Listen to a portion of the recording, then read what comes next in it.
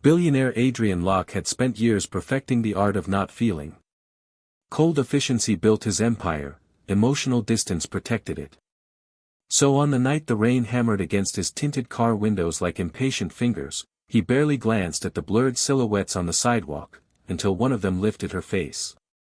A woman, drenched, trembling, holding two tiny babies wrapped in thin blankets. Her wheelchair was rusted. Her hair plastered to her face. Her lips blue from the cold. But it was her eyes that made Adrian's breath hitch, eyes that looked unmistakably familiar. He told himself it was impossible. He forced himself to look away. His driver asked softly, "Sir, should we keep going?" Adrian didn't answer. Something deep inside him, something he thought had died long ago, began to claw its way back to life. He opened the door before he could stop himself, stepping into the storm as though drawn by invisible wires. The woman blinked at him through the downpour. Her voice shook. "Please. I just need milk for my babies. They haven't eaten since morning." Her words struck him like a physical blow. The babies were crying, weak cries, the kind that spoke of exhaustion rather than strength. Adrian swallowed hard. "What's your name?" She hesitated, pulling the twins closer. "Mia." The name detonated inside him. He hadn't heard it in 12 years. Not since the night he was forced, by his father, by circumstance, by duty, to walk away from the only girl he had ever loved. A girl named Mia. A girl he left without a goodbye. Adrian knelt slowly, the rain soaking through his $1,000 suit. "Mia, look at me." When she lifted her face fully, he felt the world tilt. It was her. Older. Gaunter. Scarred by life. But undeniably her. She didn't seem to recognize him, not yet. Her eyes were foggy with exhaustion, her hands shaking violently as she tried to shield her children from the rain. "Who did this to you?" he whispered. But Mia's focus was on the babies. She rocked them desperately. "Please, they're hungry." Adrian didn't hesitate. He pulled off his coat, wrapping it around the twins, then lifted Mia, with her wheelchair, into his car with a gentleness he didn't know he still possessed. The driver stared in disbelief, but one look from Adrian silenced all questions. As the car pulled away, the babies quieted, soothed by warmth for the first time that night. Mia stared at them, tears mixing with rain. "Thank you, sir." "Sir." The word sliced him open. He wanted to say his name. He wanted to tell her everything. But the truth lodged in his throat like a stone. The car glided through the city lights until they reached the private hospital Adrian owned but rarely entered. Doctors rushed to them instantly, and the moment they touched the babies, their faces tightened with urgency. "Severe malnutrition," one whispered. Adrian felt something inside him shatter. Mia reached out as they carried the twins away. "Please. Don't take them, please, they're all I have." Adrian caught her hands. "They're going to help them. I promise." His voice cracked, and she noticed, really noticed, him for the first time. Her eyes narrowed as if trying to piece together a half-forgotten dream. "Do I know you?" Before he could answer, a doctor approached. "Sir, we need to run tests on the mother as well. She's dangerously weak." "Weak?" Adrian repeated. The doctor hesitated. "We suspect long-term medical neglect. She hasn't walked in years." A chill swept through him. "What happened to her legs?" "We'll know more after the scans." Mia whispered, almost to herself, "It doesn't matter, as long as my babies live." Adrian felt his chest tighten painfully. A billionaire who could buy anything, yet he couldn't undo the years she had suffered, alone. He stayed with her as nurses tended to her, guiding her trembling hands with quiet patience. She kept stealing confused glances at him, as though his presence felt familiar but distant. When the tests finally finished, the doctor pulled Adrian aside. "What we found," he paused. Sir, she didn't end up in a wheelchair by accident. Adrian's jaw clenched. Explain. The doctor exhaled heavily. She has injuries consistent with physical assault, repeated over time. Years, perhaps. Adrian felt the world go silent, as though the air itself froze. Mia, abused. Hurt. Who would dare? And the twins, the doctor hesitated. They show signs of being born prematurely. She must have delivered them without proper medical care. Adrian's stomach churned. Mia, once the brightest soul he'd ever known, reduced to fighting for survival on the streets with babies in her arms. He didn't realize his fists were shaking until the doctor gently stepped back. When Adrian returned to Mia's room, she was watching the door anxiously. Are my babies okay? They're safe, he said softly. She sagged with relief. Then, after a long silence, she spoke. I'm sorry you had to help. I know someone like you doesn't want trouble from someone like me. His voice nearly broke. Mia, you're not trouble. She looked down at her frail hands. I used to believe my life would be different. Before everything went wrong. Before I lost everything. Adrian swallowed, the words burning inside him. What did you lose? Mia lifted her eyes filled with old pain. The man I loved. He left without a word. And after that, everything fell apart. Adrian felt the blow like a punch. She continued in a trembling whisper.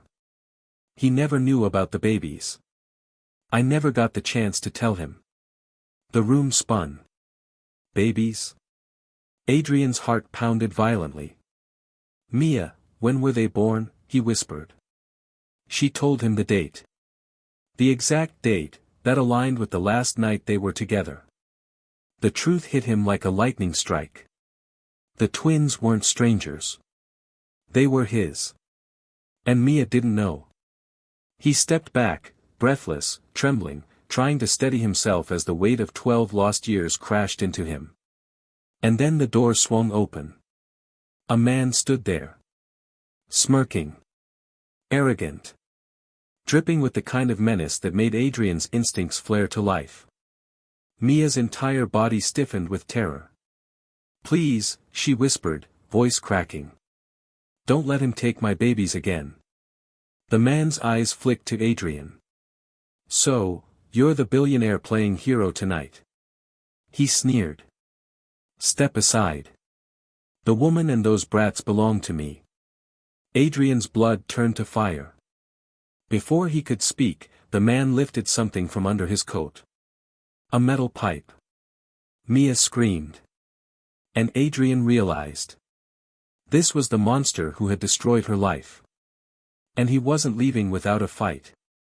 Adrian stepped in front of Mia instinctively, his body forming a shield without a second thought. Every muscle in his frame tightened, every breath sharpened. The man's grip on the metal pipe was casual, almost confident, as if he had swung it many times before. As if he was used to the sound of bones breaking beneath it. Mia's voice broke behind Adrian. Please. Adrian, don't. He froze. She remembered his name. Not fully, not the whole truth yet, but enough for it to ripple through him like a violent shock. He didn't dare turn around. He didn't want her to see the war tearing through him, guilt, rage, fear, protectiveness. All braided together so tightly he could barely breathe. You know him? The man spat, stepping further into the room. His boots left muddy streaks across the polished floor, a grotesque symbol of how he had tracked filth through her entire life. Mia didn't answer. She couldn't. Her trembling hands clutched the blanket on her lap as if it could protect her. Adrian kept his eyes locked on the intruder. You hurt her, he said quietly. The man snorted. Hurt her. She owes me. Took my money, ran off like a thief. And those kids, he jabbed the air with the pipe. They're mine. I paid for everything until she decided she was too good for me. Adrian didn't blink. You're lying. Think you know her? The man growled. You think she told you the truth? He chuckled darkly. She plays the victim well. But I made her. Fed her. Kept her alive. Adrian stepped closer, the storm inside him burning hotter with every word. You broke her. The man grinned. And I'll break you too, rich boy. He lunged. The pipe swung toward Adrian's head, fast, brutal, merciless. Adrian dodged just in time, the metal whistling past his ear. He grabbed the attacker's wrist, twisting sharply. The man snarled and swung with his free hand, punching Adrian hard in the jaw. Adrian staggered back, vision flashing white. Adrian! Mia cried, struggling helplessly against the safety straps on her wheelchair. Stop, please, stop, he'll kill you. But something fierce had awakened in Adrian, something he hadn't felt in years. A part of himself he thought had been buried under paperwork and polished floors and the sterile emptiness of wealth. He wasn't just fighting for her safety. He was fighting for the years she suffered. For the babies starving in the rain. For the life he could have given her, should have given her. The man charged again. Adrian blocked the swing with his forearm. Pain exploded through him. He clenched his teeth and grabbed the pipe, wrestling for control. The metal tore into his palm, but he didn't let go. You think you can take what's mine? The man snarled, spit flying. She was never yours, Adrian growled. With a burst of strength he didn't know he had left, he yanked the pipe free and shoved the man backward. The attacker stumbled, crashing into the medical tray. Instruments clattered across the floor. The noise brought nurses rushing toward the doorway, but the man grabbed a scalpel from the floor and waved it wildly.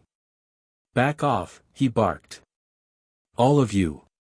Security was on its way, but not fast enough. The man darted toward Mia.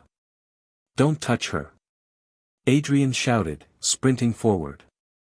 The attacker grabbed the handles of Mia's wheelchair, trying to yank her away from the bed. She screamed, clutching the sides, her face twisted with the same terror Adrian had seen when she watched the babies being taken for treatment.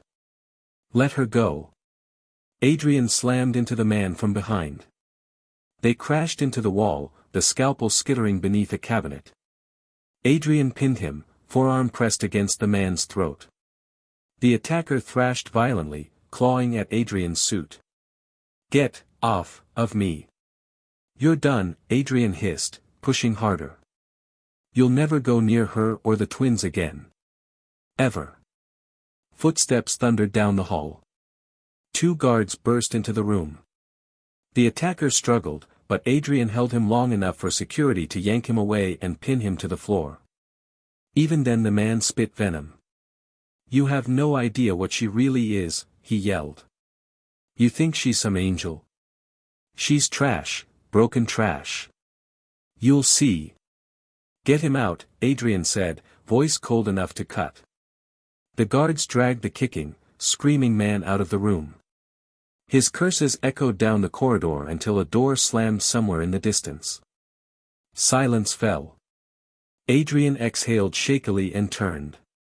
Mia was frozen in place, tears streaming down her face. Her hands trembled in her lap, and her breathing came in quick, shallow gasps. He moved toward her slowly, as if approaching a wounded animal. Mia, it's okay. He's gone. Her eyes searched his face, really searched, and something cracked inside her expression. Something ancient. Something that had never truly healed. Why did you come? She whispered. Why help me? Adrian's throat tightened painfully. Because I should have been there the first time you needed me. She shook her head weakly. You don't understand. If he sees you with me again, if he thinks you care, he'll come back. Men like him don't stop. I'm not afraid of him. You should be, she whispered. Then, after a long, trembling pause, he broke me, Adrian.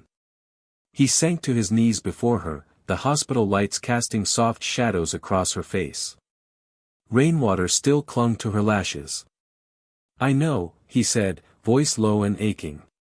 "And I wasn't there to stop it." She frowned, confusion flickering through her expression. "You keep saying that as if you know me." Adrian swallowed. "Mia. I." He didn't finish, because a nurse rushed in, breathless. "Sir, Adrian, the babies are awake." Mia gasped. "Are they okay? Please tell me." "They're stable," the nurse said, smiling gently. "And their blood tests revealed something important." Adrian's heart thudded in his chest. The nurse looked between him and Mia, clearly uncertain who should hear the news first. She turned to Mia. "It appears the twins have a very rare genetic marker. Only a handful of people share it. One of them is Adrian Locke." The world seemed to go silent for a moment. Mia blinked slowly. "I don't understand." Adrian stood. His hands were shaking. "Mia, the twins, they're mine." She stared at him, unmoving, unbreathing, as if her entire reality had been rewritten in a single breath. Her voice finally came out in a small, fractured whisper. "No, no, that can't be. You left. You never even knew." "I didn't know," he said softly. "But I'm here now. And I'm not leaving again." Her eyes filled, her lips trembling. "Adrian." Before she could say more, the hallway erupted with a sharp shout and the crashing sound of something heavy hitting the floor. Adrian's blood ran cold. It was a guard's voice. Then. A scream. A body slamming into the wall. A familiar, furious snarl. The attacker was back. And this time, he wasn't alone. The moment Adrian heard the chaos in the hallway, a chill sliced through him. The sound wasn't confusion, it was violence. Heavy, deliberate, and close. Mia's breath hitched. He came back. "Adrian," he came back. "Stay here," Adrian whispered, though he already knew she couldn't move even if she tried. He squeezed her trembling hand once, firm, reassuring, and then stepped toward the door. He didn't get 2 steps before it blew open. The attacker stormed inside, dragging a security guard by the collar. The guard's lip was split, blood streaking down his chin. With a violent shove, the attacker threw him across the room. The poor man collided with the counter and fell unconscious. This time the attacker wasn't holding just a pipe, he held a gun. A cold black pistol, shaking lightly in his rage-filled hand. Mia's scream tore through the room. "No. Please, please don't hurt him." "Shut up," the man roared, aiming the gun at Adrian. Adrian froze. Not out of fear, but because one wrong move could end everything. "You think you're a hero now?" the man growled, spit flying. "Think you can take what's mine? You rich, shiny, stupid." "They're not yours," Adrian said quietly. His voice didn't tremble. "Not once. Mia is not yours. The twins are not yours. And you're going to leave this room before you destroy what little you have left." The man laughed, a high, cracked laugh that echoed strangely in the clinical room. "Destroy? Oh, no. I'm here to finish what I started. You ruined everything. Stuck your nose in my business. Now," he jabbed the gun toward Mia. "Now she pays." Adrian stepped forward instinctively. "Point that gun at me. Not her." "I'm not here for you, billionaire boy," the man sneered. "I'm here for what belongs to me." Mia's sob shook her entire body. "They're not yours. They were never yours. You knew they weren't." The man swung the gun toward her so fast she flinched violently. "Don't say that," he growled. "They're mine because I said they are." Adrian felt something in him snap. An icy, deadly calm settled over him. "You're not taking her. And you won't touch those children again." The man's eyes narrowed. You think you can stop me? You don't know what she is. You don't know what she's done. I know enough, Adrian said firmly. And unlike you, I don't need to break someone to feel powerful. That hit a nerve. The gun jerked upward, and the man's finger tightened around the trigger. Adrian didn't think. He moved. He lunged across the room just as the shot went off. The sound exploded through the space, ringing in everyone's ears. The bullet shattered a glass cabinet behind Adrian, sending shards raining down like glittering snow. Mia screamed his name. Adrian slammed into the attacker, the two of them crashing into the floor.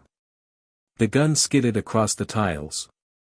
They grappled violently, the man clawing at Adrian's face, digging his nails into his skin. You ruin everything, the man roared. Everything. Adrian caught his wrist mid-strike, twisted sharply, and pinned him with his full weight. But the man fought like a trapped animal, feral, desperate. He bucked upward, throwing Adrian off balance long enough to break free. He scrambled to his feet and lunged toward the gun. No! Mia cried. Adrian! Adrian pushed through the pain and sprinted after him.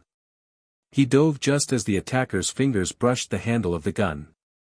They hit the ground together, the man screeching in rage. He elbowed Adrian's ribs, but Adrian didn't budge. He rolled, grabbed the man by the jacket, and slammed him into the floor. Once. Twice. The gun slid further away, under a row of cabinets. Security officers rushed into the room then, 2, then 4, then more, filling the space with heavy footsteps and shouted commands. The attacker thrashed wildly, but he was overpowered in seconds. They dragged him up, handcuffing him as he spat curses at Adrian and Mia. This isn't over, he screamed. You'll regret this, both of you. Adrian stepped forward, bruised, cut, and shaking with adrenaline. Oh, it is, he said quietly. It's over for you. The attacker was hauled away, still screaming, still fighting, until his voice faded down the hallway. Only then did Adrian turn back to Mia. She was crying, silent, broken sobs that made her shoulders quake. Her hands were on her mouth, as if holding in years of fear, years of pain, years of helplessness that had finally snapped. Adrian crossed the room in 3 strides and dropped to his knees beside her wheelchair. Mia, he whispered, taking her cold hands gently. It's over. You're safe now. I swear it. She leaned forward, her forehead pressing against his. I thought he'd kill you, she cried. I can't lose anything else, Adrian. I can't. You won't. His voice cracked with emotion he'd buried for too long. You won't lose anything ever again. I'm here. I'm staying. She closed her eyes, tears slipping down her cheeks. Why, she breathed. Why do you care now? After all these years, why? Adrian took a trembling breath. Because I never stopped loving you. Mia froze. Her eyes opened slowly, searching his face for any sign of a lie. But she found none, only the raw, painful truth he had carried for more than a decade. He continued softly, I left because I was forced to. I didn't know you were pregnant. I didn't know you needed me. And when I lost you, I lost everything. Her lips trembled, her voice barely a whisper. I looked for you. I tried to find you. I wanted you to know. I know, he said, brushing a stray tear from her cheek. And I swear, Mia, if I had known you were carrying my children, nothing in this world would have kept me away. The room was quiet, too quiet, except for the soft hum of machines and the distant murmur of nurses. Finally, Mia whispered. Can I see them? Adrian smiled softly. Of course. He wheeled her gently down the hallway, his hand firm on the wheelchair handle. She leaned back, exhaustion etched into her face, but hope, fragile, shimmering hope, finally flickered in her eyes. They reached the neonatal unit. 2 tiny cribs rested side by side, warm lights glowing softly over them. The twins were asleep, breathing peacefully for the first time since Adrian had seen them in the rain. Mia covered her mouth as fresh tears slid down. "They're beautiful," she whispered. They look like you," Adrian finished. "Perfect. Strong. Fighters, just like their mother." Mia reached out with trembling fingers, brushing the glass. "They deserve a better life than what I've given them." "They'll have one," Adrian said. "We'll give it to them. Together." She looked up at him sharply. "Together? If you'll let me," he whispered. "I want to be their father. I want to be everything I wasn't before." Her eyes softened, slowly, carefully, like a wound learning how to close. "You already are," she said quietly. The words hit him deeper than any blow during the fight. He moved closer, taking her hand again. "I'm going to rebuild everything you lost," he promised. "Your health. Your home. Your future. And I'm going to make sure no one, ever hurts you again." Mia leaned her head against his arm. "I believe you," she whispered. For the first time in 12 long, devastating years, something inside them both began to heal. The twins stirred in their cribs, tiny hands curling, little breaths rising and falling like the beginning of a new rhythm, a new life. Adrian looked at all 3 of them and felt a fierce, overwhelming certainty fill his chest. He hadn't just found the woman he lost. He had found his family. One he would protect. One he would cherish. One he would never walk away from again. And fate, cruel as it had once been, had finally given him a second chance. A chance he would spend the rest of his life honoring. And as Mia whispered his name again, soft, full of fragile hope, Adrian knew. Their story wasn't ending. It was only beginning.